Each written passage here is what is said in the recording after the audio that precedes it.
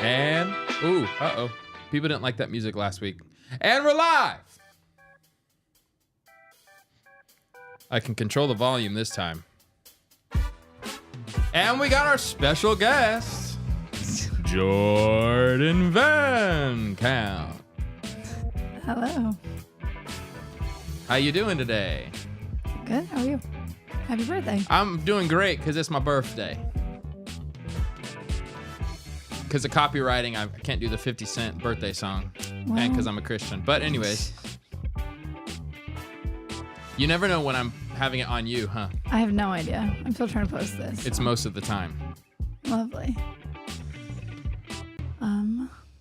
End of song. Thank you. Thank you. That's right. That's right. Crickets? Yeah. Oh, okay. It's getting awkward. Well. All right, one more. Welcome, everybody, to the Q&Trey and Jordan. Hello. It's been a long time since we've done this. It's always in popular demand. Thanks. You are the favorite guest. No shade to Caleb, but... That feels great. Happy birthday. Thank you, Britt Terry. Appreciate it. I'm trying to pull up the YouTube feed. It's delayed, but at least I can kind of see. See, Caleb doesn't do that, so he's completely blind. He doesn't know what's going on. I just like being able to see the comments. Do you like when people make a big deal about your birthday? I love it. I want everyone to know. Yeah. Like, birthdays are a big thing for me. You know, I forget because every year, like, you know, not every day. Okay, what am I trying to say? Every day I go on Facebook. No, I don't go on Facebook anymore. I just like, okay. What are you saying? When I happen to go on Facebook, and I don't know where to find it, but if I happen to get the notification that it's somebody's birthday, Okay. I go, okay, sure, happy birthday. Like, to me, it's not a big deal. Big whip. But when it's my birthday, I get so excited when people tell me happy birthday. So when I do it to others, I'm like, yeah, it's just like another day, right? But like, hey, we appreciate you. You're awesome. Yeah. But like, I don't know. It's special.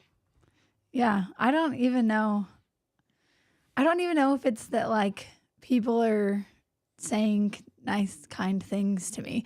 Like, I don't know what it is. I like my birthday. I think it's fun. Good afternoon, Dave. Dave Owen Hasbrook. I don't know how to say your last name. Hasbrook. You're in Florida. An OG. Yeah, it's fun. I think you converted me to liking it more. Probably. You had some couple rough birthdays. Pretty rough. Growing up. So I feel like I've tried to make your birthday special. It was never a big, like, yeah, we weren't the birthday huge celebrating family. Right. But because my mom would always say, we celebrate you every day, you know, and Yeah. there's some truth to that. And we always had fun in our family. But you were the one who kind of made it more of a thing, which I appreciate. Yeah, I don't know. And I see that too. Like, it's not to say like, yeah, you don't celebrate your child or your spouse or, you know, like whatever every day. Like, I think that's fine too. But I don't know, like, today was a special day. Like, if today didn't happen, you wouldn't be here. Like, so Right. There's, to me, it's like, this It is a little celebrates bit human extra life. special. Yeah, like that you're here, that of all the things that you've done in your life. Like, that's why I asked you last night. Like, reflect back on this last year and what was one thing. So you want to do that? I mean, I don't know. I was saying. Yeah. I thought that was really fun exercise that you made me do last night. So it's really the prayer of examine, started by St. Ignatius in like the 4th century or 5th century. But it's this idea of ending your day with like a list of like a high-low, essentially. But I think it's fun for a celebration like birthdays. Hey, what was great? And I think what was helpful when you asked me that question, what was like your best moment of the year? Is that how you put it? Yeah. I really appreciated how it was hard to pick because it was a really good year. And I don't think I knew how great of a year it was until you asked me that question. Nice. Which is a good spiritual practice for all of us, right? I think we don't recognize how great a day it was or how great of a week it was or how great of a month or a year when we're not asking ourselves or having people ask us those kind of just reflective questions. Right. It's easy to go through your life without really reflecting on the goodness of God and the different things God is doing in your life. But when you take time to pause and look back, you're like overwhelmed with gratitude and like, wow, this really was a really great year. Because I think you and I agreed 30 was a tough year. Right. And ever since, like, it was a really, really hard year. And so I didn't love 30, but I was grateful. I was grateful we made it through. Mm-hmm. I do remember my 31st birthday. I remember going, oh, I think we were skiing. We were up, which is what you and I did yesterday. Yeah. And there was this moment of release where I realized like, oh, I think I'm over what happened a year ago. Remember that? Like I'm not waking up thinking about it anymore. I'm free. I'm feeling good. I'm grateful. And that was the beginning of, I think, a really good year. Yeah, that's true. I kind of forgot about that it was kind of right then in that specific time. Yes. Yeah. Zach Tomlinson, long faithful, former Patreon supporter until I canceled it. He says, hello, friends. Happy birthday. February is the best month. Nice. You know what I almost wanted to commit to? What? For 32? Mm-hmm. Making myself vlog once every week. For the whole year? Yeah. Because I miss making videos, but I decided not to make myself do that commitment. But I miss it. I think because I don't do it so often, I have to force it has to be a big deal why I'm vlogging. So then it's easy to kind of explain away and like, that's just if I'm coming back or like making another video, another story, it has to be a good story. That's what I loved about like the daily, which is dumb. And I'll never do that again. But like, the pressure's off. It's just about finding a story. Right. Now it's like, I don't know. It's like, will I ever vlog again? I don't know, but I miss it. I know, but I also think that we are in a very like crucial time in our church planning history. Like Totally. we're in a very time consuming, like demanding all of our emotional, spiritual energy of everything. And so I feel like you don't necessarily in this season have time to input into that. And that's okay. That's what it is. But we may make that transition and then you may have more time that opens up a year or 2 years from now. Oh, I can't do it right now. I'm just saying like that would be rough. I could understand why you're like, you'd have the desire to, because that is something you very like that very much brings you joy. You enjoy the editing process and the finding the story in something. Like that's very much who you are. You get me excited. I might make one today. So I can understand why you're like, oh, I miss that. But also knowing like I can't put my mind, like you don't have the mind space to be able to devote to that. But we've also had so many victories. It's like all my documentaries of ministry are like the hard times. I want to like say, hey, by the way, like things are going well and it's fun and we're growing and we're going to 2 services. And it's all the stuff that I was like lamenting and hoping for in the documentary days. It'd be great to have documented this season. That's true. That's the flip side. Yeah. So that's the flip side of it. But then also I have gained more wisdom knowing I can't share everything. Mm. And I think that's the biggest lesson I learned at 30. Like these last 2 years, I think marks me not sharing as much anymore. Because that was like the source of some of the pain and whatever. Yeah. And so I kind of learned, okay, I'm not going to share everything to everyone because that's not being wise. It was that same thing that for me, like I was the person who shared like 50 stories on a story every day. Literally, that was me. Like, and it was that time where it's like I felt like we were processing through that, just us, and no one knew that we were processing through that for such a long period of time that I just felt like that's where my mind is at and I can't talk about it. So I just stopped sharing on social media. So I just kept everything, offline to myself.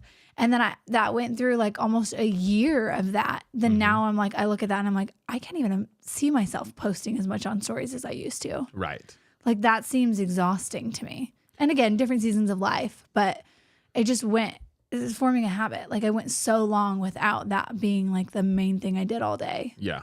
To now, here we are. Yeah, absolutely. And I think I read this somewhere. Don't share a story. No, Sharon Haddon Miller, she put it on Twitter. She said, don't share her rule on sharing stories. Because as communicators, we need to share personal illustrations. Don't share it till you're healed from it, or else you're just like spewing your wounding on other people. And I think if I were to be judgmental of myself from 2017 when I started YouTube, I would share things I wasn't fully healed from yet. And so now it's like waiting for those, but then it's like, how do you know you're fully healed from these things? Right. But then the other part that I find storytelling difficult is there's a lot of wins in our life right now, and I have a hard time sharing those stories because it feels braggadocious or it feels disconnected, you know? But then there's really hard stuff going too. And anybody in Right. leadership that's going through great stuff is also going through very hard stuff. And there is no world where you should share any of that stuff publicly. That's very personal between things that are going on, you know, so it's not. Yeah. So that's the balance. It's like if I'm going to do documentaries right now, they're fun things, Right. but it's almost like, hey, look, you know, so I don't know. But I think it would be encouraging to those who watch from the beginning, like, hey, how fun. Like you're kind of made it through some of these milestones you've been hitting your head against for so long. Right. That's why I almost wanted to start up my Patreon again and just do Patreon only vlogs. Cause then I feel a little bit a layer of protection and like, okay, this isn't wise to share with the world, but the people who have been supporting me, who are for me, I can vet it. Thank Right. you. Like, you know, you're entrusting me with some of your currency. I'll entrust you. But then it's like, is that a waste of time? I don't know. But part of me thinks it wouldn't be so cool for us to have these videos, you know, down the road. Yeah. So I don't know. This happens every time we go live together. What? My YouTube journey, trying to figure out what I should do next. Doesn't this happen all the time? I think so. It's my go-to conversation starter, I guess. We don't ever really talk about it unless we're live, That's true. right? Like me and you. We're not just Yeah. like talking about it. Okay, let's answer. You keep looking at the comments, so let's answer some more. Dave asks, do you do any other traditions for your birthday? The only tradition, snowboarding / snow skiing. For yours, that's what yours has been, yeah. I want it to be going to Osaka for my birthday. We went on Saturday with the family to Roadhouse, Texas Roadhouse, because Osaka was full. That's a sad day. I love Osaka. But those would be like that's the only other tradition. Yeah. Tradition. I know. I don't know that we necessarily have traditions. It's like, oh yeah, we do this every year. It's just more of that, like, we just I try at least to make a big deal out of your birthday. Whatever that looks like we're doing may not be the same every year, but as long as it's like, hey, we're celebrating you today, or what in the world? I just went cross-eyed at her just to try to mess you up. And obviously it wasn't today that we did that. Like we That's why yesterday, but it doesn't feel like my birthday today because like we had so much fun yesterday. I'm like, I'm not allowed to have fun today too. You know what I mean? It's time to get to work. oh, my I have birthday a few is all meetings week, today. all month long. Well, that's what's bad for you. It's is terrible. The 22nd of December. So that's where it's hard because I want to make a bigger deal about your birthdays, but it's also almost impossible to get people together for your Everyone's birthday. so busy, out of town, all the Christmas. things. All the things. Let's do the fun question now. Okay. Hey guys, I'm 27. I've been married almost 4 months. Congrats. I recently just Congratulations. accepted an associate pastor position as of Friday. Nice. Any encouragement for us as we step into ministry, newly-ish married? You're absolutely newly married. What would your suggestions or encouragements be? Oh man. Yeah, congratulations. That's on both accounts, getting married and getting your job. That's awesome. I think that probably the biggest thing that we have learned is always put your wife before ministry. And that's something that Trey was really like good at. That's something that he learned, I feel like, early on. And so I think being a pastor's kid helped with yeah, that. I was going to say probably you kind of grew up more in that culture than I did. But yeah, just knowing that, like, yes, what the work that you're doing is important and it's worthy and it's good and it's what God has called you to. But don't neglect your wife and her needs, especially in that, like, you're in that literally like get to know you phase. And I get, like, I obviously I don't know how long you guys have been together before that. We were together. But it's that roommate stuff that takes a long time to It learn. was 100% like that first year, even though we had been together for 5 years before that. Like, it was still a weird, like, get to know you phase. And so, like, understanding that, like, things are going to be different and still prioritize her over ministry. I say this line all the time, but I love the Ruth Haley Barton. Okay, good. My 2:00 just got canceled. Oh, okay. I say good because I was feeling guilty of ditching you for that on my birthday. Ruth Haley Barton says the best gift you can give the people you lead is your own transforming self. And so that's why I think it's so important to invest in your marriage, because you want people who invest in their marriage. You want healthy people, disciples of Jesus, who are just as the integrity, who you are behind closed doors and in your home Mm-hmm. is who you are in public. Right. And I really appreciated that about your compliment. On Sunday, I was so happy. So Sunday, you surprised me. First of all, at the end of service with some gift cards and everybody singing happy birthday. Okay, can I just say for a second, twice it was in the morning, we were getting ready in the bathroom and you were like, are you going to say happy birthday for me from the stage? And I was like, yeah, but I totally played it off. Like I was like, I was not kinda joking already. with You you. totally were. I know exactly what you were saying. Okay. But I made it like, oh, I hadn't thought of that. Like, you know, because I didn't want to give away. Like I had planned all this stuff. Yeah. But like that's just your personality. Like you're just like joking about it. Yeah. But anyway, Because I genuinely was surprised. right Because like we did the benediction, like Yes. I thought it was gonna happen earlier in the service But if we you had the ever whole could do thing planned. anything. Anyways, so I keep was going. surprised. You can't keep pulling it off that way though. I'm gonna remember. know. So it's gonna get harder and harder. What I just really appreciated was Sunday, Pastor Caleb in our huddles before service, we honor one person, and lately Caleb has been the one to pick the person to honor. Mm-hmm. And it's so great. So love that part of our church. We just find somebody. We actually learned this from Chase Jones out in Ohio. He does that with his church to begin before service starts. And so then Caleb picked me, and that was funny. Just like how awkward he got, He was very awkward about it. giving me encouragement. I thought that his encouragements to me were very genuine and Yeah. very profound, but it was also funny because he did the was most awkward way so- possible. Yes. Yeah. The whole way. So I love that because I'm a words of affirmation guy. I'm not shy about that. Mm-hmm. And then just, what I don't know. I was just really encouraged. I think this started because you were going to compliment my comment to you. And then I Okay, thank distracted you. Can I just say a few of the things that I heard Yeah. around in the room that I was grateful for? Is this inappropriate to, No, I I won't don't think mention so. the names, but I don't know. No, yeah. That's fine. This isn't like bragging. It was just like, I just am really grateful because Yeah. these are things I've been working on. Mm-hmm. And so for people to say certain things out loud Right. and me not tell people this is what I'm working on, like Right. was just like a really great moment for me.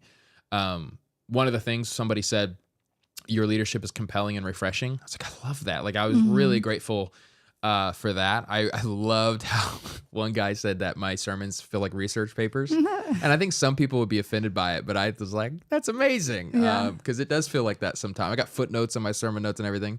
So I was encouraged by that. I loved one person used one of our team values because that's how I honor people is highlighting a team value. Some people said that they love me, like I love you. So I thought that was cool. And Well, you say that. That's like almost how you end. oh, right. Like, we love you, you're a value to our church. Yeah. So it was just cool, encouraging. And then yours, where it's just like, being a good girl dad, and then like who I am behind, closed doors is genuine. Like the integrity part of ministry, I appreciated that compliment. Yeah. So it was a good day. It was a very fun day. Also, we hit our non-holiday attendance record on Sunday, which, if you look behind Jordan, we don't make attenders, we make disciples. But also disciples happen to attend church. And so we're grateful for that. It was just a fun day. It was a really good way for me, it was a great day to celebrate. These last 3 days have been wonderful. And that's what's funny. It's funny for me to say 31's like been the best year because we've had some hard moments. Yeah. Hard leadership moments, but the way we've endured, I think the way we've grown together as a leadership team, as a couple, it's just been like super rewarding. So very fun. Yeah, I feel like our church has grown, and not just like numerically. While it has grown numerically, like we have grown. And it was like literally almost exactly a year ago when our church moved into the place we're at now. And like, it obviously comes with that, the growing pains and the friction, that you have to work through. Yeah. But it's all been really good. Mm-hmm. Bad comes with the good, but it's all been really good. Yeah. It's been stressful. Yeah. But it's been good.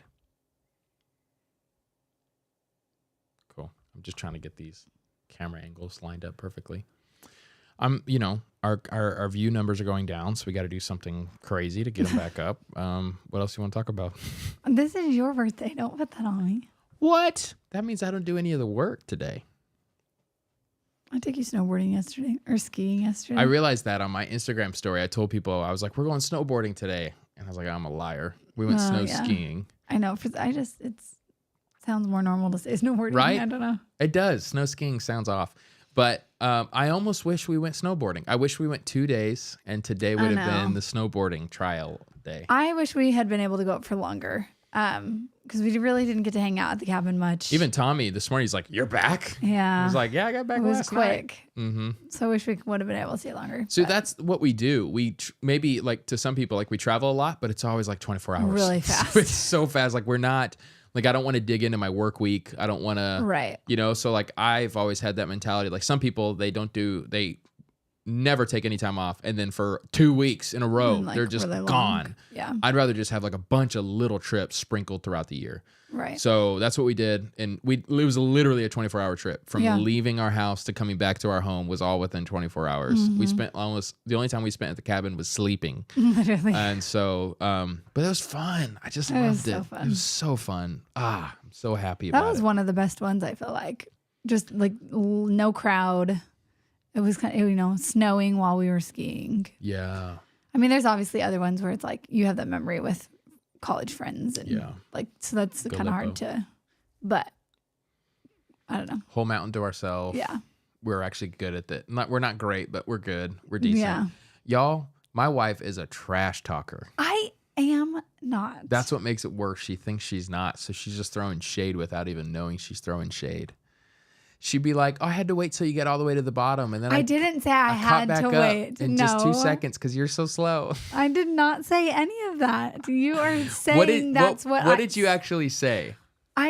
You looked like, the only reason I said something is because you looked like you were looking for me and I wasn't right behind you. And it was because we had gone down a different route for the first time and it was more steep at the beginning. And I didn't feel like I could fully control without hitting me, without running into you. So I waited at the top of the little hill until you got down to the bottom so that I could go.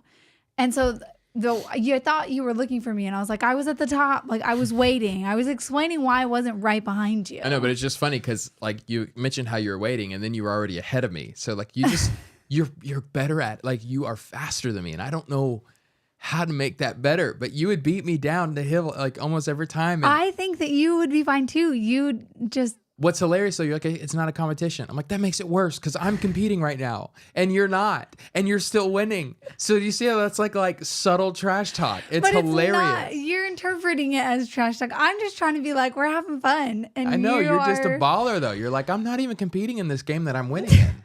I don't know. I think it's awesome. I think it's hilarious. And that you're sweet about it the whole time. That's why you're the best trash talker in the world, because you do it in the sweetest way. Would you know how that makes me feel? Like I'm lucky to have you. Oh, nice. So I'm a trash talker, and I'm apparently a politician, and all sorts of things, new skills. Guys, my wife is a politician. There's times where I'm asking her a difficult question, and she knows how to not answer them without me realizing she didn't answer them. It's amazing. You're flawless at it. I don't know how you do it. I don't do it on purpose. You pick up some other random thing I said or shoot back a question with the question, and 5 minutes later I go, wait a minute. You didn't actually answer the thing that I was upset about. You're brilliant at it. I love how it's just flawless for you. I don't do it on purpose. It just happens. So funny. You're the politician who snow skis professionally on the weekends. I'm not professional by any means. Yeah, better than me. Nathan has another question. Don't feel bad for asking. He says, I have one more, Trey. All right. Yeah, ask all the questions, guys. Please. We're struggling over here. Hey. It's called Q&Trey and Jordan. The Q stands for questions. As a new pastor, what should the least of my worries be as a new pastor? I have a question for you, Trey. But we are one. So I'm not the pastor. Man, least of my worries be. Well, I guess I'd have to know what your worries are. But least of your worries. Okay, you said new pastor. So I was just reading this book right here. It's a reread. Making of a Leader by Robert Clinton. Where are you pointing at? Yeah, that book right there. Well, according to the video, it works. Oh, like you're pointing at the shelf way over here. Yeah. So I was... Dr. Robert J. Clinton says God wants to first do something in you before he does something through you. So I would not focus on results if this is the beginning of your ministry. There needs to be some fruitfulness, but what matters more is your own heart and your own character formation. If you don't allow God to do the character formation within you, he's not going to use you, to do great things through you. And I don't even like using the word use you. I think he's not going to. Okay. Here's what it is. Allow God to minister to you so that God can also begin to minister through you. So I would focus on doing the task well. I would actually, what I'm grateful for, this is interesting. I guess there's two ways of looking at it. For me, the route I have taken was the first decade of ministry. I spent a lot of time on becoming a better teacher. So I tried very hard to be original in my content. Didn't always do that, but I tried research, study a lot, and be with people a lot. Now I'm at an area in my life where I'm spending a lot of time trying to learn organizational leadership, communicating, leading other people on like a leadership level. But what's great is I've spent so long really developing my voice that now that doesn't take as long. So I'm able to use my hours differently in the middle of the week. Because I work now I'm still working on the craft, but I really focused on finding my voice in those first few years. So that's what I would say. I wouldn't send it home. Like I would work hard and trying to figure out what's your voice, how you lead. Am I making sense, Jordan? Or are you focusing on something else? Yeah. No, sorry. I just had text messages. But yeah, no, that's good. Yeah. So don't skip anything. Don't skip the hard work. It's long and slow, but it will pay off in the future. Galatians says that do not grow weary in doing good, for at the proper time you will reap a harvest if you do not give up. I would hold on to that. I think we want to harvest way too soon. The harvest takes a long time. And at the harvest is when the real work begins because, harvest, you got to go out and actually, pick up what you've put down, what you've cultivated, right? But yeah, don't skip the small stuff. Do not despise small beginnings. Love your wife. Love the Lord. Your quiet time's got to be on point. And then the Lord, don't be so concerned with results in the beginning. That's what I'm trying to say. Don't worry about that. Yeah. And that's why it's hard because some newer pastors are put in environments where they need to hit a certain number. And so then they start skipping some of their own spiritual formation in order to hit other goals. And I don't know. I think it's wise to know what season you're in. And I would say that season is a lot about being pruned for the Lord. So you're sharing the link. Is that what's happening? How'd you know that? You shared it wrong. How do I share it? You got to go to the link button. You just pasted the link via That's not chat. what I was doing. Anyways, what were you saying? I'm just watching you. I'm watching you, Wazowski. Always watching. Any other questions? See, this is also what I need to let people know way ahead of time that we're going live. Right. So, goodness. And I don't have the audience I used to. How is it being married to a has-been YouTuber? Oh, my word.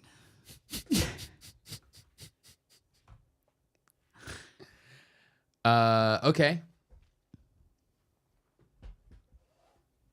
This feels weird asking, but I think it's good content. Okay. And I'm very interested in the question and the answer. I just don't know if I should be recording this or not. In your mind, what have I grown in the most this last year?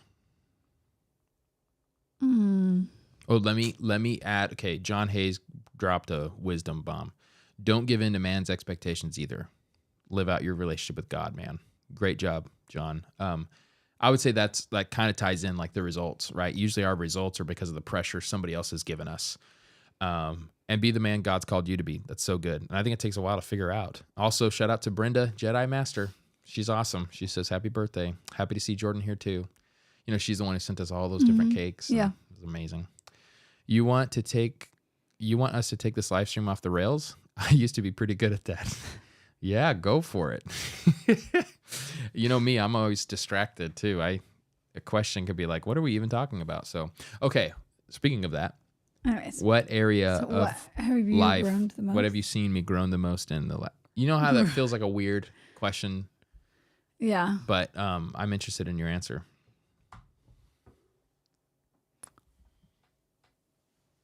In the last year, or just like, can I? Year or nothing longer than that. Okay. Yeah, honestly, I think it's handling conflict. You have always been the person, you like the first to admit, like, I hate conflict. I don't want anything to do with it. I want someone else to do it for me. Like, you've Right. always shied away from hard conversations or tough situations, any of that. Like, I mean, you would deal with it if it was like in the moment and it's like there was no other out. But if it was something that's like, yeah, we need to sit down and meet and this is, to work through, like, you would have someone else do it. Or, like, that was just not something and not to say that now you want to do it, but that that's a necessary part of life and of ministry, really, and as a leader. And so we've had so many situations over the last year where you have not been afraid to call someone out on the ways that they're doing wrong, or and not just that. Like, I feel like you have a way of like calling. What's the Suns coach says it, like, you're calling. I'm not calling up. you up. I'm not calling you out. I'm calling you up. Yeah. And I think you do a really good job of that, because like, there is a conflict and you're like, no, we do have to deal with this, but you are doing well. And, like, you have a way of like, no, you're doing well, but you also need to work on this so that you can be this. And so I feel like that's something that you used to struggle with. And I've seen you grow a lot in that this last year. I appreciate that. So you said that wasn't this last year. So no, it was this last year. I was saying, are you asking me like your whole life from the time I've known you? Oh, no. So I was like, can I make it this has only been the last year? 3 months. No, I wanted it to 31. be like, yes. That's my answer. I don't know what it, I appreciate that. Thank you. I feel that as well. And by the way, I was talking to a guy at our church and he's like, man, I don't mean to be prideful, but I'm good at blah, blah, blah. Mm-hmm. And I think it was Pastor Rick Warren one day at a SBC pastors conference. He says, true humility is knowing what you're bad at and what you're good at, or like what you're growing in. Like, it's okay to say, and it's like a spirit of like, God is working in me in this way. And what used to be like impossible, I'm now seeing some advancements in. Like, if the gospel really does change us and transform us, like, here's the area where I see transformation. So appreciate you noticing that, because I've noticed that as well. And favorite book of the year so far is Tempered Resilience by Todd Bolsinger. I love it. You need to read it. And I know you don't love reading all my books, but you need to read this one. I thought it was so stinking good. It's amazing. And I talked about it on our live stream last week a little bit with Pastor Caleb, but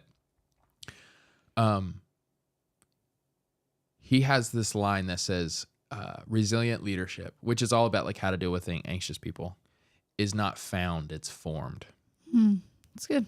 And so I've now given myself grace looking at myself in the past. I haven't always been great in leading anxiety, but that's because I've never done it before. And so it was hard to adapt to. And I think if you have a spirit of humility, you have coaches around you, which I do, which you have books and this and that, that really does help you endure. But another element, according to that Tempered Resilience book, that helps people be resilient and deal with hard things like conflict is the relationships around you. And the two relationships, as I was reading that I was encouraged by and thought through, is, of course, you being, you're a stable force in my life. It's always weird when like you're having a harder week, because like I'm the one, so I'm grateful for that. I have that security besides you in my dreams, but that's a conversation. Story. I always dream that she's just like so mean to me in my dream. I don't get it. It's nightmares. But the other person is Caleb. Like, I really feel like over the last 6-7 years, we've developed a really trustworthy relationship. And I know when we're going through conflict or anything, like, we have each other's backs. And I think that gives me the ability to really face hard situations, because I know I'm not alone in it. Yeah. And the reality is nobody can face the types of things ministry puts you through. Nobody can face it alone. I was reading in 2 Corinthians in my quiet time this morning, and Paul talked about how it was that great, like, sorrowful yet always rejoicing, persecuted, like this, but then yet that. And he just talked about how hard ministry is. But I love Paul. He was saying, like, we were so encouraged he mentioned a couple things he was encouraged by. One, he goes, I'm overflowing with joy because of you, because of your obedience. Like you're actually doing these things now, which is, I feel that like, when the church or people in our church begin to take these steps, it's like, oh, this is so great. I'm so grateful. But also he mentioned like Titus being sent and being a refresher to him, like people in ministry that you're doing ministry alongside of, that gives you the endurance. Like his whole thing was like, man, the God of all comfort, who is always with us, comforts us in our trials and our afflictions, but also the people he sends refreshes our spirit. And so I'm grateful for the crew we have around us that really helps refresh our spirit and give us that spirit of endurance that's required because I think ministry, if it's just a attender event, we don't make attenders, we make disciples. But if it's just about attenders and it's just about a number on a Sunday, we probably wouldn't deal with a lot of the stuff that we keep facing. Right. Or, everybody faces it, or everybody has that conflict, but we're like, no, let's change, like let's transform through this, because this is what disciples of Jesus do. So I think in many ways we're inviting this hardship on ourselves because we have this vision of who we can become. And so we're not settling just for, we're a resentful church or a gossiping church or a insert the blank. No, like we are a forgiving, reconciling body. We love each other in our weaknesses. We call people up.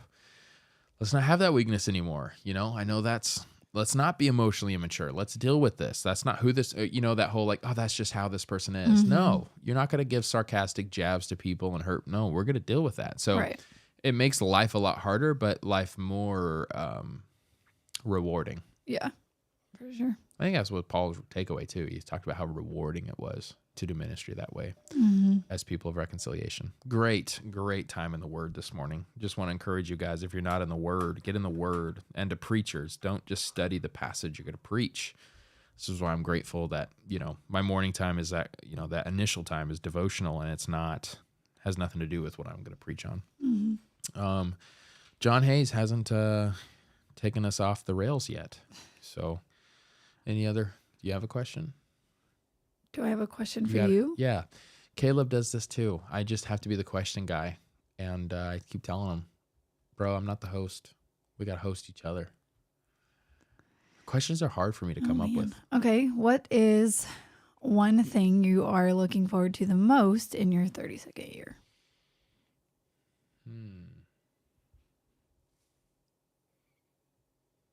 Oh, this is funny. I think I can answer that. The most, what I'm looking forward to? Mm-hmm. I'm going to be honest. I'm really looking forward to our church growth. We're taking a step of faith, and I think it's now, it was a step of faith. Now it's just reality. Yeah. To be a growing church. So we're doing 2 services. So I'm looking forward to seeing the new heights our church reaches. I think it's really fun. I'm looking forward to more clarity on what I'm best at and what I narrow down in. I miss creating content. So I'm looking forward to maybe getting clarity again on what that looks like and who my audience is and how often I can post while still being a really faithful leader to my flock. So I'm looking forward to clarity there. I'm looking forward to Cabo.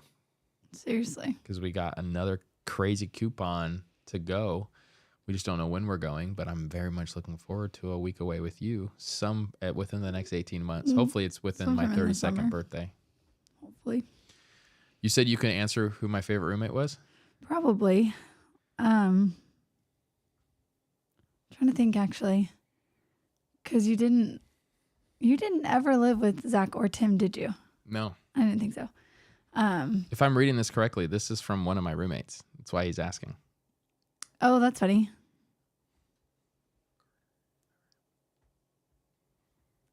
I'm trying to think of years, because you only ever had roommates in college. So there was 4 years. So you had...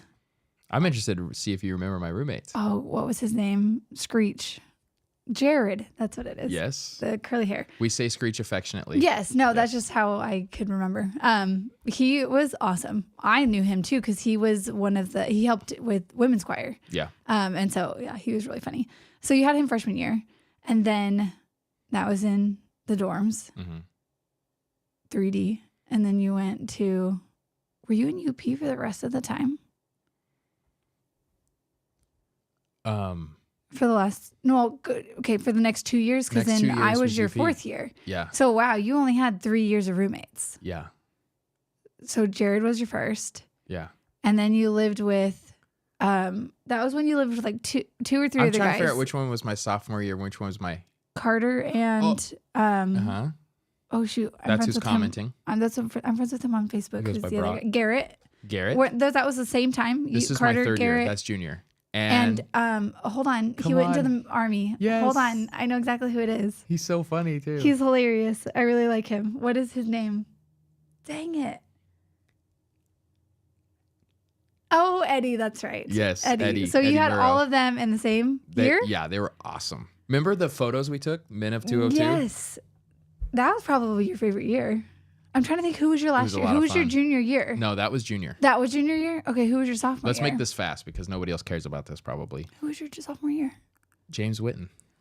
That's right. Yeah. Oh, just him? Just you and him? Yeah, just me and him. Interesting. I liked all of them. That's true. I forgot They were all about different that. for different reasons, but my junior year was the most fun. Like we were singing together all the time and we were just crazy. We had the Literally. townhouse. We were Yes, 2-story. It was super cool. Okay. Anyway, sorry. That's funny. John Hayes has a good ministry question. Might have missed it. When are you going to 2 services? Did you go with the 80% rule of once you're at 80% capacity, you go to 2 services? Yeah, man, go look at the photos. I think I still have them on Facebook. If that even exists still. I'm never on there. Okay, John. Yeah, so we announced it, I guess, last week. We're about to, I think you probably understand, we're being careful when to announce it because we don't want people to think like, oh, is it this next Sunday? So we want to make sure when people see the new service times, it's also correlating to the, I don't want them to come at 9:15 on Sunday. Well, they can. I don't want them to come at 11 on Sunday. Yeah. Because we'll be just finishing service. Yeah, so there was a lot of coaching, and maybe we can talk about that coaching a little bit and maybe some questions you may have. So we intentionally meet in a cafeteria, and we love the vibe that we've created there. And but with that is a bit of a limited seating capacity, which I like. I liked, first of all, where the number we were at when we began last year required that size of a room for us to grow into, and we grew into it. So we bought a bunch of chairs, and we didn't put them all out. And then over the last 12 months, we keep slowly putting in more chairs, and it slowly keeps getting filled. So there are, I think Sunday, we were at like 90% capacity probably. It was just the front rows that were empty. Everything else was full. So that's fair to say, right? Yeah. Yeah. So no, it was literally 90%. I think I'm doing the math in my head of the adults and then how many chairs we had in the room. So we were told that even the new 65 to 75% is the new 80 with because of what happened in 2020. Some people still kind of like the, hey, let's not be so close together kind of thing. So that's something we were really keeping an eye on. But we just started to notice, man, there's only so much more we can grow. And then we're just capping it off. So kind of the urgency on our part was we understand Arizona's seasons. So we thought, well, you don't go to 2 services in the middle of summer. So it needs to happen soon. And Easter is a good excuse to start it. And so that's when we were like, okay, if we're going to do this on Easter, what are the things we need to know and to not know? And so we met with several people who recently made the transition. We met with several people who made the transition to 2 services in the past. And by all metrics, they were all saying, you're ready for this. Take the leap of faith. And so we mentioned it to our staff leadership team, and super grateful for their response. And we just kind of made that resolution. We're going to be a 2 gathering service time church permanently. And so, yeah, we announced it to our people a few weeks ago, getting people ready. Easter is an easy date for people to remember.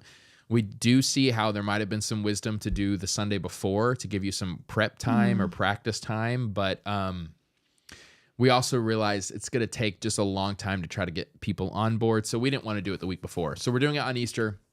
We're hitting those numbers. We're really grateful. We're sending out a survey to all of our people. They're saying which service they prefer to attend and which one they would like to serve in. We're really excited for a serve one, sit one mentality that we've never had before. I feel so bad, for our kids' ministry, they miss out on everything. You know what I mean by everything. Serving is not missing out. Serving's awesome, but they do miss out on the sermon and communion at times and worship. And So we're excited about Serve One, Sit One. We're embracing the challenge of getting, because we have so many people at our church that never been to church before. And so, 2 services is new to them. But we also have some people who have church experience. They're like, man, we love 2 services. It's more opportunities to invite people to church, a better opportunity to be fully engaged in service and not like, serve and then try to hear the sermon. Like, no, you can be welcoming and it's all right. I don't have to rush into the service. Like I can welcome people still because I'm going to be involved. I'm going to be at the second. So, we also heard, okay, he's saying we're trying to decide currently, just hit 80% a few weeks ago, looking to see if it is sustained. We know we're going to 2 services Easter Sunday, but wrestling with a decision on it now. Yeah, my advice to you is to figure that out this week if you're going to pull that trigger or not and really get people, getting those people in those positions. The biggest need we have is to get more nursery workers. So we've learned you'll never have enough volunteers to make the plunge. You just have to go for it. But we're really focusing on celebrating more nursery volunteers and getting them in there. So that's the biggest need for us right now. Our big kids is like almost taken care of right away. I'd love to answer any other questions you have about this, John, because this is something that's totally been we've been thinking about it nonstop for quite a while now. Were you I feel like you're making that like you wanted to mention something. No? Keep rambling. What was the other thing? Yeah, we were told, and I don't want this to discourage you. We were told like 6 weeks advance notice to your congregation seems to be wise. But what's helpful though is you've already announced 2 services for Easter, so that buys you some time. But we were told 3 to 4 Sundays in a row hitting 80% capacity. And so we were hitting it. We're now on our 7th week in a row hitting it. So that's given us encouragement. I will say this. We were a bit nervous because we made the announcement that we're officially permanently a 2-service gathering church on President's Day weekend. And I don't keep up with the holidays very well. We don't have a normal job, so it's not like somebody says, hey, by the way, don't come into the office on Monday. Right. So I never know what's going on for that. Time to stand? Yeah. I got the same notification. And so I noticed that morning, oh no, it's a holiday weekend. But we had our like second most attended Sunday of the year. So we're like, oh, praise the Lord. Yeah. Like I was just nervous because like our opening line for Pastor Caleb was, as you may have noticed, this room is getting full. I'm like, Caleb, don't say that line if it's not full. If it's not full that day. But it was. So praise the Lord for that. And just find that funny. So yeah, it's been a great way to process through our structures, our systems. We are becoming a way more systematized church, meaning it's not just off the cuff. Everything needs to be scheduled. Everything needs to be written down. You're becoming more complex, but I love the opportunity it gives to reach more people for Jesus Christ. So that's what we're excited about. Anything to add on, or I can keep answering some questions? Yeah, no, keep going. Dave asked a good question. If eventually you buy a building with enough space, will you maintain the 2 services? Yeah. So I understand people fall philosophically differently within this. My quick answer is I imagine if we were build a building right now, we would build it large enough to house 1 gathering, so we wouldn't make the building so small that we already would have to go to 2 services. But I do think the way that we organize our church and the way that we're gathered together in homes throughout the week and the way that we are united in different ways, I still believe 2 services would probably be happening quickly when we get a building, no matter what. My father, when he planted for 14 years and then finally got a building, and they thought they built a sanctuary large enough, and immediately they had to go to 2 services, and immediately then they were full, and a year later or 2, they had to add a 3rd. So we don't ever want to push people away and say, sorry, you can't come because we don't have enough space for you. So that's what's great about 2 services. What's also great about 2 services is serving 1 and sitting 1. I actually think it helps people in their discipleship to Jesus to have a weekly rhythm of serving, of teaching kids or something of that nature, and also being taught. So I'm a big fan of 2 services, but it's obviously hard to do if you don't have enough people. So that's why it's never been in the wheelhouse of us talking, because, like I think 1 service is great to have us all under like exactly the same time. It's awesome. But yeah, so I imagine we will always, even with a building, we'll have 2 services. I have great brothers of the faith who disagree with that, and I honor them. That's just not, I think we will always be a 2-service church from here on out. Cameron's great, by the way. Such a great pastor and great encourager. Was one of the first to read my books and leave a good comment. Nice. Leave a Amazon review, guys, Seriously. for the Non-Anxious Pastor. It's always super helpful. That's a wonderful birthday gift. Amazon reviews are the nicest gift you can give an author. You know that, huh, fellow author? I do. Amazon and Goodreads. Yes, Goodreads. True. Yeah, I noticed that the other day. I finally went on to Goodreads and I'm like, people have been rating mine on Goodreads. And I didn't even know. It's not even rating. Like, rating's helpful, but it's like literally actually writing a review. Yeah, right. Yeah. Like, because some people are like, oh yeah, I gave it 4 stars or I gave it 5 stars, but like you didn't say anything. True. It's more helpful to actually write the review. Anyways. Yeah. Have to run. All right, later, bro. Old roomie. Thanks for hanging out with us today. Okay. Cameron says, if you continue the growth, do you see Passion Creek planting another church, or would you seek a different space before having that conversation? This is something to take one at a time. There's so many factors here. We do realize there's only so much land available in Queen Creek. It's all getting bought up right now. I'd have a passion to be a church that plants other churches. I don't want to plant, and right now, I don't imagine planting like satellite campuses or, this is Passion Creek Gilbert or this is Passion Creek. I don't see that personally, but I do hope we take the DNA of what we have and help empower other church planters plant other things. Camera's on you. Oh, okay. Yeah, I was gonna ask more clarity. Like, so is he saying? So, and he's saying in this space. So, like, while we're still at the school, yeah, I think our just main object would be like, okay, now we need to get serious about finding our own place. And that's what's great, also about 2 services. I think just logistically, with the space we have at that school, you cannot get to the budget. You cannot get to the financial level to build a building in this economy with the amount of people that we can gather at one service. So going to 2 services will help us in that long journey of getting our own place to call home. And then I think once we're in a building, like once we've established like this is our forever place, then it's, we wouldn't look to plant satellite campuses. We would look to plant churches. Yeah. Like we're sending someone out that we've built up within us. I really love the idea. I know Tim Keller says this as well. Like he was, 800 plus church. And I think there's great things in the kingdom for all different church sizes. I also see I understand I'm not wise in this area fully, but I would assume what's best for my city is for a bunch. How did he say it? Would you rather have 10 200 person churches or 1 2,000 person church? I think I'd rather have 10 200 person churches. I think just the relational networking there. If one pastor fails, it's not 2,000 people that are affected by it. It's just those 200. Like there's just more.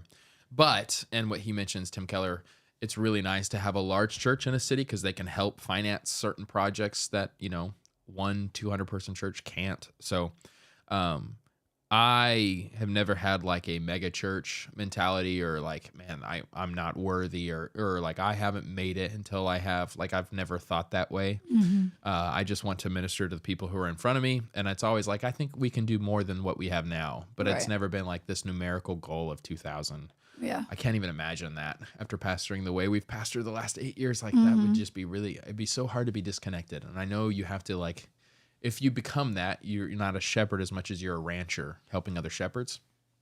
And just in this season, I just really enjoy shepherding. So it'd be really hard to kind of go fully, again, I'm not saying this in a negative way, like fully corporate and just becoming this system or that we're planting other like campus churches. That's just not how my mind works. At least, it's like that whole, I'm going to be here forever. I want to be, but I don't know what the Lord has for me. But in this season, I can't fathom that. So I'm trying to leave room, I guess. That's what it sounds like. But I can't fathom that. I'll answer it this way. I think my favorite church expression that I've been a part of, we were at 400, and I thought it was like a really neat number. It was enough to really do you can get a building together, but you know everybody still. And I don't think you should glorify any number, but I do enjoy that season when we were a part of a church that was that size. I don't even know if that was the question, but that's kind of the answer. We are passionate about planting more churches. Right now, we do it through giving to the North American Mission Board, and I'm involved in helping sometimes with different church planter events and networks, and I'm happy to be part of that. And this channel, in a very real way, has helped serve a lot of church planters, and I'm so grateful for that. I find a lot of joy in that. The Non-Anxious Pastor was written to help other pastors to be healthy and to stay healthy and to minister to people. So I have a heart for, more than just my local church, but I have the biggest heart for my local church. And Cameron knows that. Cameron also says, I love the creativity and resourcing you have been doing for the church. Who do you brainstorm formation ideas and resourcing with? You know the answer to that. Pastor Caleb. That's right. Pastor Caleb is just as much of a mastermind behind all that we do. We are wired differently. So different. I was just going to say that. It really works because you guys think about things and are wired like almost complete opposite from each other. But we also have the same values. Yes. And so like vision. you are able it's to so work beautiful. It's that exact idea, the exact thing that says like opposites attract in the best, healthiest way. That is you and Caleb. And it wasn't found. That was formed. Right. 100%. We were both different right away, but we've really, I think it's been great because we've been developing this vision together. And so I love that. And so, yeah. So I will say like some of the brainstorming, I think I hit the camera, but everything's fine now.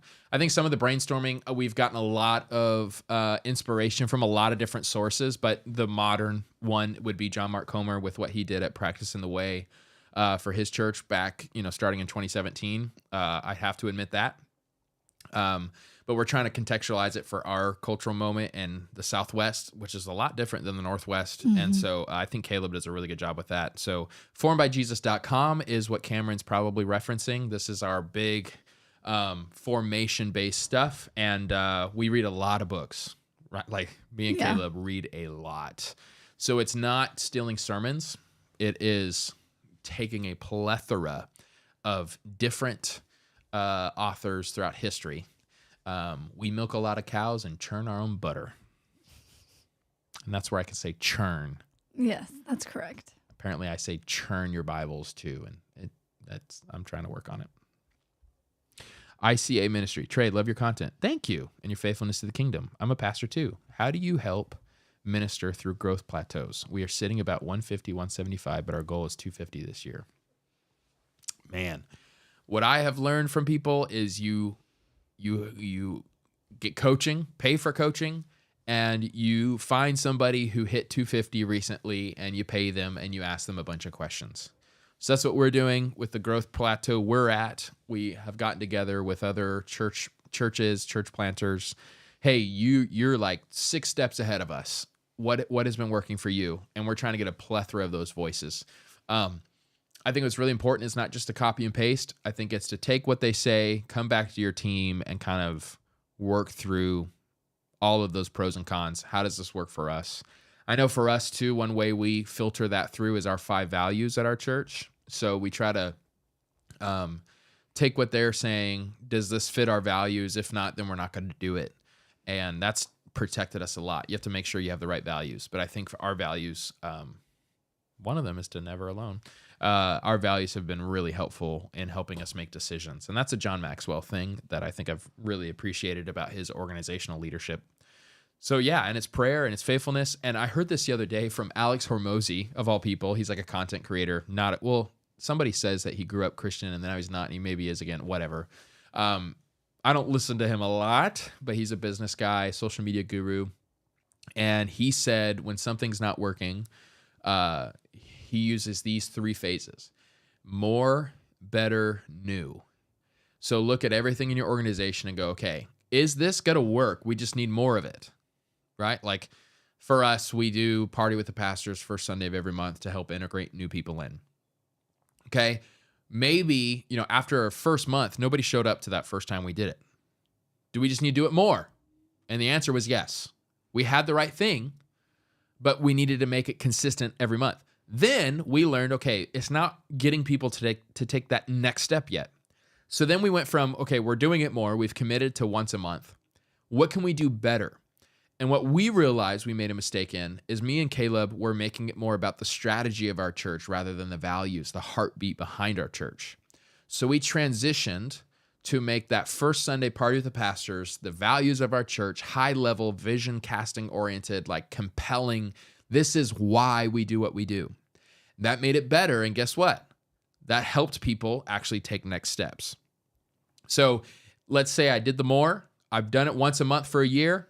I try to make it better. I think it's better, but it's still not getting a response. That's when you go to new, more, better, new. So I think in every area, doing that helps a lot. Also, I've learned, again, I am not an expert in growth plateaus. Please hear me. I've been humbled by that. But you're the one asking me, so I'm giving an answer. High alignment, low control is huge that we're trying to still figure out within the leadership pipeline of our church. So high alignment, what are the things we need to be fully aligned on within our church? You can't have silos where the youth ministry is all about this, but then the kids ministry is completely different. And then you can't have competing visions. We need to all be unified towards the same goal. I think that helps grow a church. There's so many different things. So I think for a lot of people, it's just more. Just keep doing what you're doing, but it takes a while to get there. And sometimes it's because of better and then new. Our biggest issue is parking. Wow, only 22 parking spots. That makes a lot of sense. High alignment, low control. If that inspires you, you put 2 exclamation points on it. That is not mine. Go Google high alignment, low control, Leonce Crump. He is a pastor in Atlanta. He gave a great talk back in 2014, and I kept the notes ever since then. It should still be available. He talks about how to create a culture that's highly aligned but loosely coupled. That was it. I say low control because loosely coupled didn't make sense to me as much. So look up high alignment, loosely coupled. And it's a great leadership talk. Take all the notes you can from that and listen to it again. It's wonderful, and it's really helped our church. That, along with Church Unique by Will Mancini. Church Unique is a vision frame. It's like a box. It's these 4 things that you highly align your church around. And if your leadership is in step with those 4 things, they have a lot of freedom within that box to play with. I think that's really important. Do you get any pushback from people who have been there a while resisting something new? Yes. What's your face for? I feel bad that I'm just talking a lot now. You're fine. Is this saying like people at our church that have been there for a long time are now resisting the change that we're making? Oh, okay. Because that's for the 2 service, we haven't noticed resistance yet, right?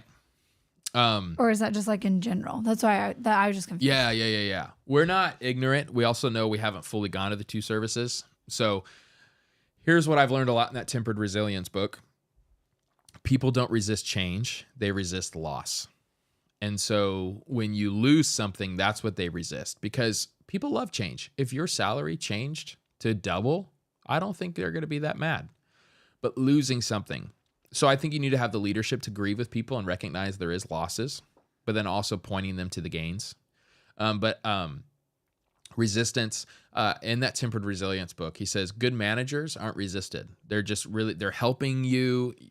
They're helping that person get everything that they want, right? As much as possible. Good leaders are always met with resistance, because to lead somebody is to take them to a place they wouldn't want to go on their own.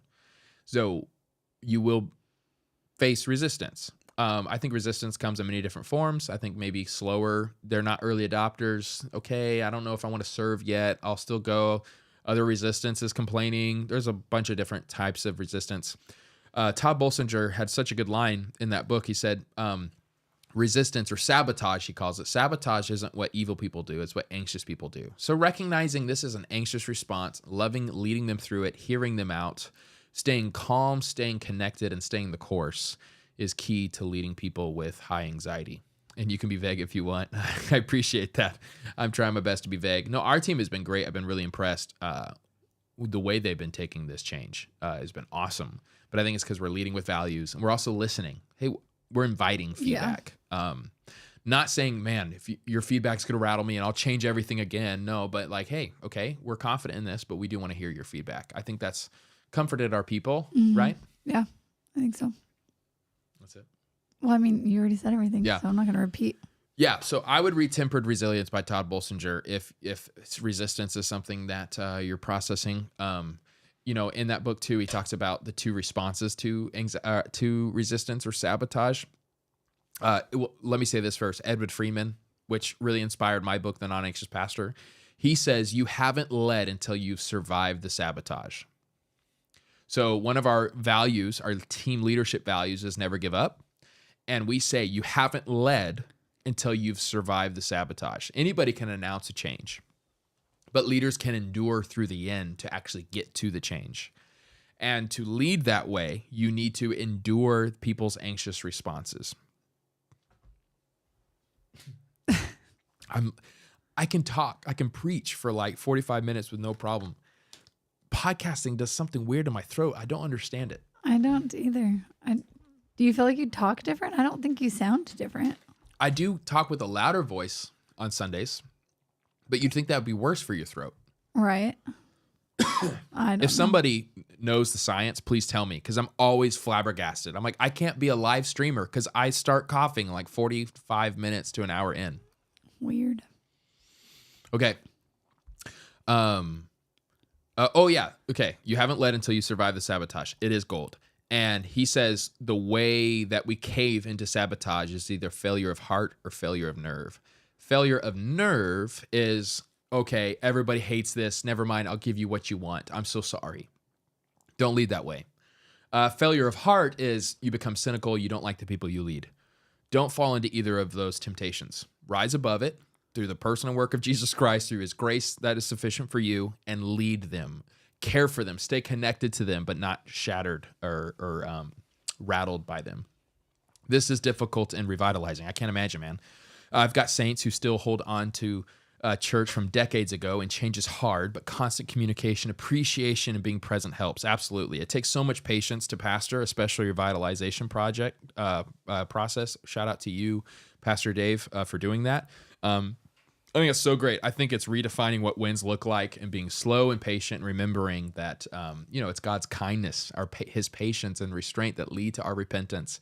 I think we have to embody that as well as pastors. Is it positional with how you're trying to talk into the mic? Oh, I wonder that, huh? Because I know that. You're like cutting your windpipe off. Yeah, would it be this? Is this better? Is this better? I think I'm feeling better. It's like a camera angle thing. I didn't want to mess up. But now I'm having to do a switcher and everything else. How are you feeling? My back hurts anyway, so I'm glad you mentioned that because I'm feeling better doing this. I did something to my back last week. Okay, this is great because look what Cameron's doing. He recognized it's time for you to talk. Jordan, what inspired you to write a book? Did Trey inspire you to write, or did you inspire Trey? Trey 100% inspired me. There was no inspiration on my part to him, I don't think. No, that's not true. I guess that's not true. When we were dating, you said, I've always believed you're going to write a book one day. True. I don't know if that's I don't know if you'd qualify that as like inspired. I always But it gave me the believed strength you to would endure write a book. and do it. Yeah. That's true. Yeah. No, I never thought that I would write a book ever. It was a weird, I got into reading, man, when was that? I think that was the beginning. I think it was January of 21. I got a Kindle for my birthday that December of 20. And so I had kicked off this reading journey, and I ended up reading 220 books that year or something crazy. And then that next year I read another 150. And so anyways, it was this last summer. So summer of, what year are we in? So the summer of 23, I was talking to him, and I was telling him about a book I was reading, which doesn't happen often because he doesn't really care. And I know that he doesn't really care. And so I try to keep my excitement about a story that I'm reading to myself. But I was explaining to him, it was more of, I was explaining a frustration. I was we're this percentage of the way into the book, and yet this hasn't happened, or this happened, or it was something like that I was like, I'm kind of annoyed with the author at this point because X, Y, and Z. And it was Trey who was like, you do realize that you're talking about the structure of the book, and how the plot unfolds and the character development. You're not just talking about you enjoyed the book and you didn't, you're understanding the heights and depths and the flow of an actual story. Thinking like a creator, not just a consumer. Yeah. And so he was like, since you've read so many books up until this point. So many. Do you think that you could write your own? And I immediately was like, no, I would never do that. And then what was it, like a week later? I was like, hey, so does this sound interesting? I totally came about it of like not letting you know that was my idea. So I wasn't biased. Yeah, I'm like, hey, is this a cool like book idea? I didn't even know how I announced it. No, because you would have like gotten suspicious. I forget how I said it, but essentially I gave you my idea. And at that point I had character names. I had the plot. I had like exactly what it was mapped out. And you were like, wow, that's really interesting. And I'm like, okay, that was my idea. Like I want to write a book about that. And you're like, you should do it. We're hanging out in the pool. Literally, yep. We were swimming at your parents' house. So yes, all that to say, I never had imagined writing a book. Trey very much did inspire that in me. Also, I think just having read the stories that I've read, like, were somewhat inspiration as well. I mean, I think what hit me too is like, you were like, you have essentially spent the amount of hours to get a degree in this. You've like that you've spent reading. That's how many books I read. Did that answer the question? That was great. Yeah, absolutely. Now, John Hayes. Oh yeah. Wait, what? No, I was just gonna say. Okay, go ahead. I was just gonna say, that was so I wrote that book and I wrote it under a pen name and I released it. Yes. And we don't say publicly my pen name or the name of the book, but I actually enjoyed it so much and I felt like it was good enough to publish, obviously, because I published it, that I decided to write another one and I'm going to publish it under my own name. And so I'm very excited about that. Whoop, whoop. Whisk me away. Yes, I released the title of that a few weeks ago. So. Yeah, I love it. I'm excited for you. My throat's already feeling better. Need the mic arm stands. Need the mic arms instead of the mini stands. I have those. Them. They're somewhere. I'm trying to minimize things around the office, and so that's why I went with these because they're so easy to put away. But yeah, now I'm just holding it like a Pentecostal preacher or something. Well, these questions carried us for quite a while. Just redo the entire studio. See, I got permission. No. Although there is some things I wish I can redo. You know I'm really bummed about? That TV right behind you. There's supposed to be 2 TVs. There is a second one. If someone else can help me here, that would be great. It's been corrupted. Anytime I put a flash drive into that TV, their Hisense, is that what that's called, babe? Right behind you, the brand of that TV. Do you see it like under that power? I think it's called Hisense. I don't know how to pronounce that, but sure, that's what it looks like. Anytime I put a flash drive in there, it corrupts. So how I've been able to put images that made it look like windows and different cool things is you take a little flash drive, you load it with the images you want, and you put it in there, even videos. But every time I put it in that TV now, it corrupts the flash drive. And so I can never put an image there. And I'm so bothered. That's weird. It's ruined my 2-window look. And it's a waste of money. It makes me very upset.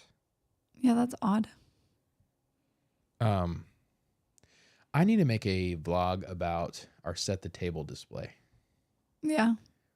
I wish I videoed me like painting it and putting it together. Like, yeah, creating it. Well, sort of creating it. Sorry, I got a text about it. Somebody was asking.